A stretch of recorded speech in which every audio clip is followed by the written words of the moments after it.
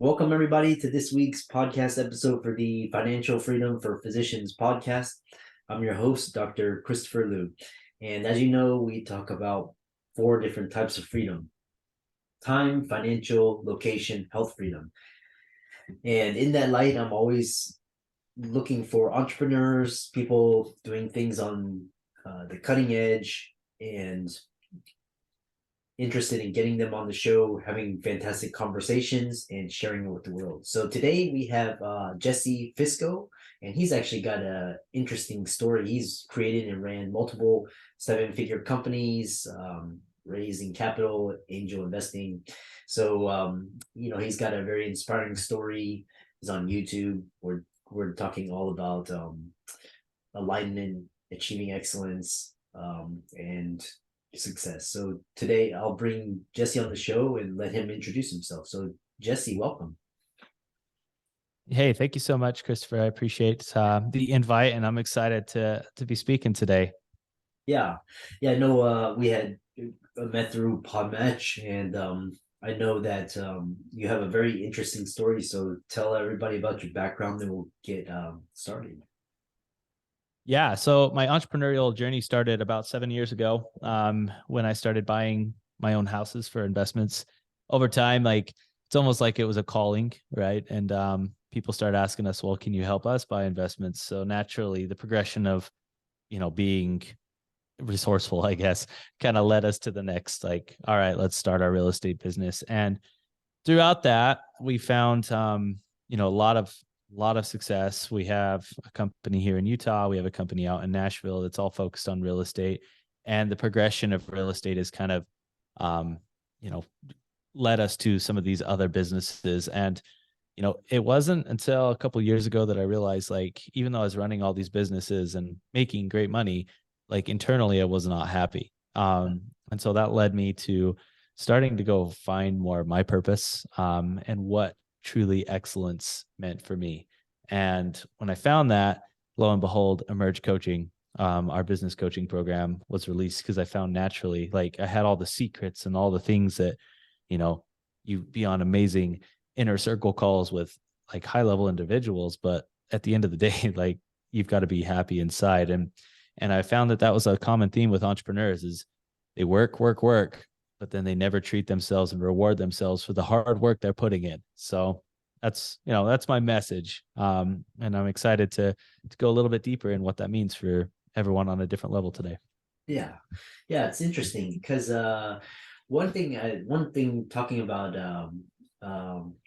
that I in talking to you, you said you found the moment in your career you noticed very unhappy, but it sounds like I actually experienced this too.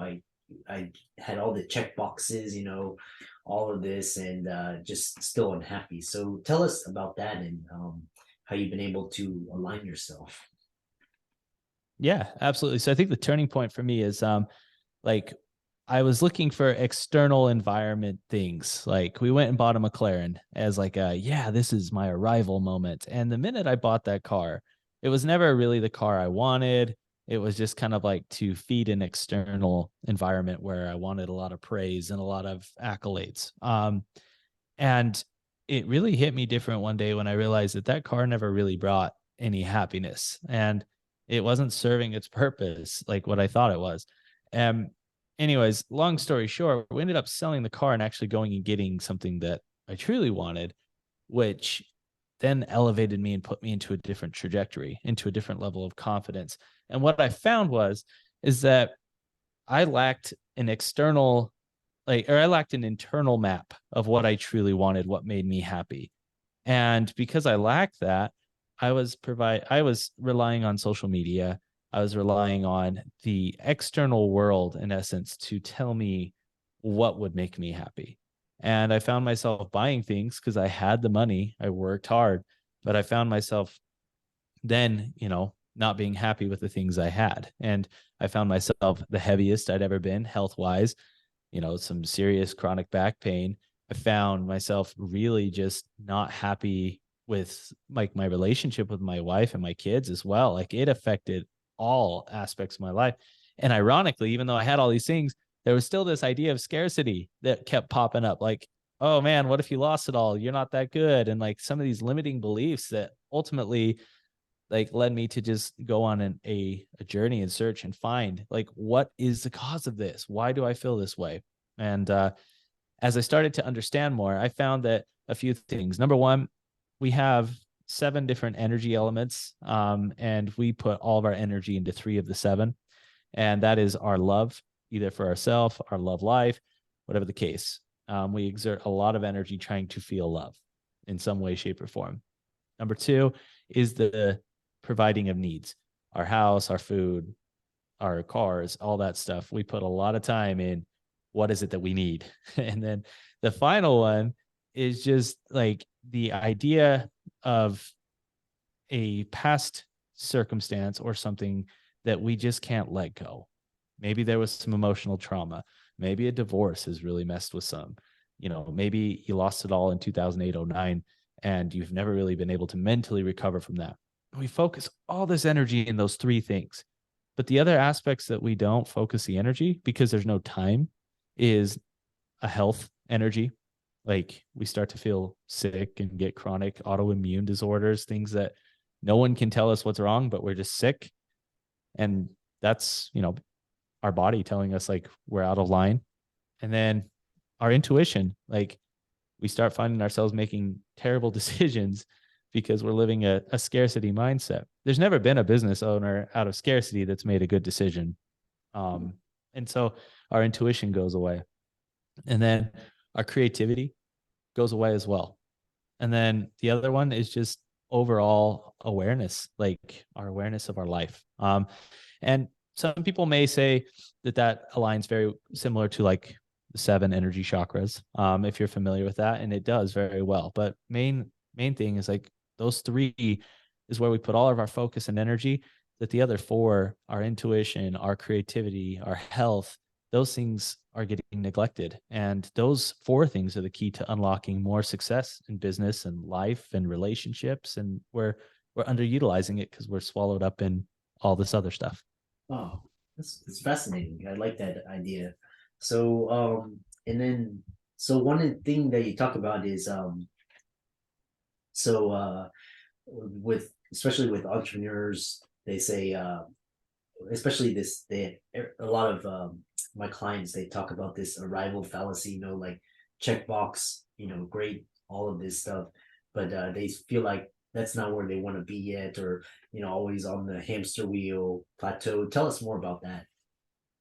Yeah, in fact, I love this. I created this like idea, and it was in a meditation. I was just really trying to flush the brain, and I was thinking about the sense of arrival. And when you hit the I have arrived, when you hit arrival, whatever that is in your mind, instantly is when survival kicks in, plain and simple, because you plateau, you've capped at that point. So now you're in a survival mode of keeping it up, and you start to actually find yourself going backwards, and all the things you were running away from in the beginning are starting to come up, and it's a spiral motion going downward. And the thing is have you really arrived? I mean, is there more that you feel that you could give? And the thing is most people don't understand that it's because they don't know what the next thing they're working towards. Right? We start our business. We have this goal. Most people, if you ask them how much money, they say, I have a goal to make $1 million by the time I'm 30. Well, $1 million is irrelevant anyways, because $1 million is what your parents taught you was a lot of money back in the 90s. Now $1 million can't even buy you the house you want. Right? And that's the thing is like, they'll tell you $1 million because they're programmed that that's a lot of money. And then they get to $1 million and that's it. And then they realize and they're disappointed. Like, oh, I don't actually have the things I want. And man, I worked all this energy, all this effort, and I still don't have what I want.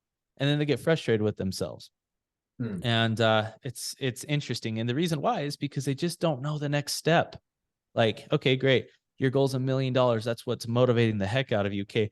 After you hit that $1 million, what's the next thing you're going to work for in the 5-year goal? Like, what is it? Is it a nice car? Is it a nice house? Is it a relationship with a spouse? Like, what is it that you're working towards?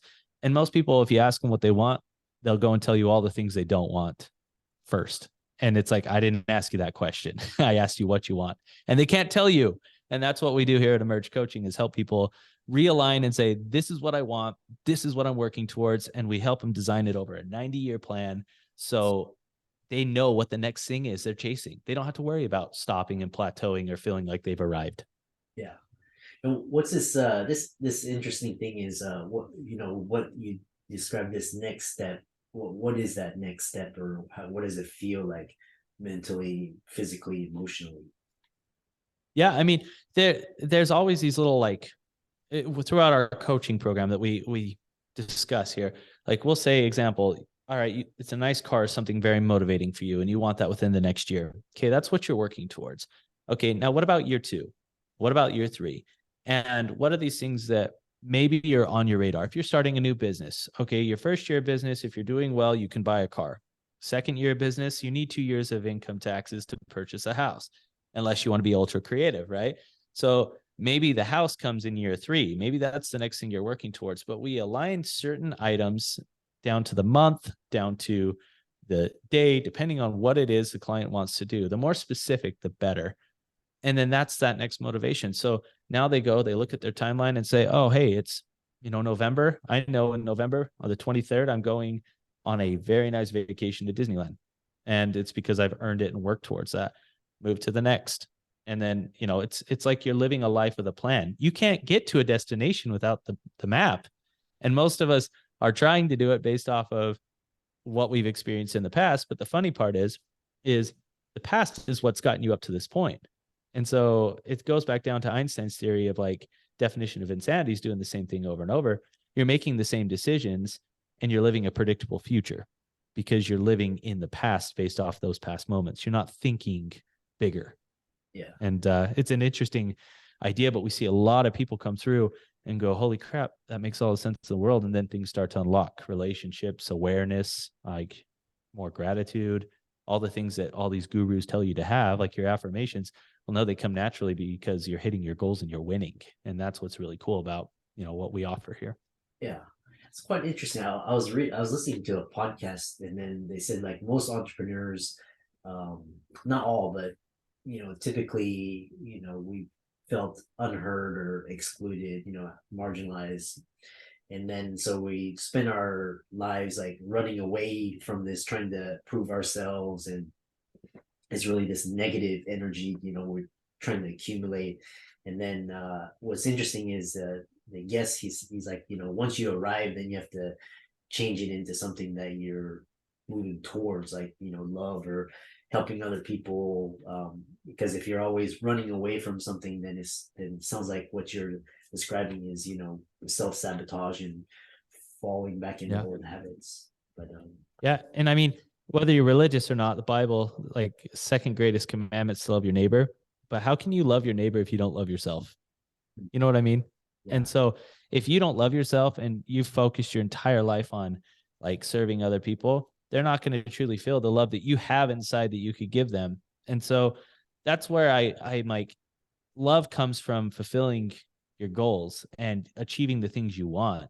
And love for yourself comes from proving that you can do things that most people can't, and or that you didn't think you could do. It doesn't matter what other people think. It comes back down to like what you think. I mean, an example would be is something as simple as jumping in an ice bath, right? If I told you to go jump in a lake that's just covered in ice, naturally the body goes, heck no, dude, that's insane. Like that's cold. I don't want it. Right. But what happens when you actually jump in? And your body then kicks in and you start to hyperventilate and you get nervous. At that point, in that moment, you have a choice. I can get out and I can quit, or I can figure out how to breathe through it. And if you breathe through it, when you jump out of that ice bath, you feel differently. And that's the thing that really is what we are all searching for. You walk out, you feel more confident because you did something that you didn't think you could do. And that's what you should be working towards is, hey, the next thing on my list, a nice, like super mega yacht. That's what I want. Go work towards it. Open up the resources and think about it and try to be grateful for that opportunity and that journey. And before you know it, that yacht may actually end up on your plate. And then you're sitting there going, holy crap, I did this. Now the next step, like what's the next thing I want to prove myself? And it becomes a relationship with yourself and with your body, as opposed to the external environment and what everyone else is thinking, because I can guarantee like the things that make you happy and the things that make me happy are probably similar in nature on some areas, but totally different in others. And that's the thing, is like, it doesn't matter what I think makes me happy. It matters what you, Christopher, makes you happy. And that's, the purpose of life. Yeah. Yeah, it's been actually a very interesting discussion because we're talking about trauma and how we manifest and overcoming it and then so we're getting to the end of the conversation. I know a lot of people are interested in following you. I know you're on social media. I know you talked about your coaching program as well. Tell Yeah. others how they can get in contact with you and work with you.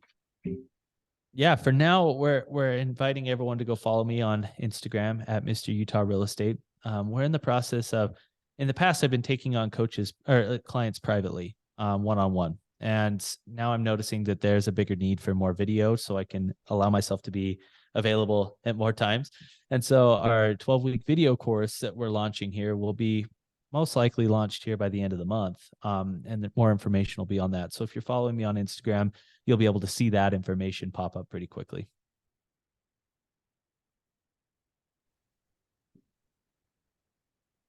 Yeah, and for all the listeners out there, be sure to check out Jesse's resources. They'll be in the links and show notes. Thanks so much for coming on the show. It's been a great conversation, and we look forward to hearing about your future success. Hey, thank you so much, Christopher. Have a wonderful day.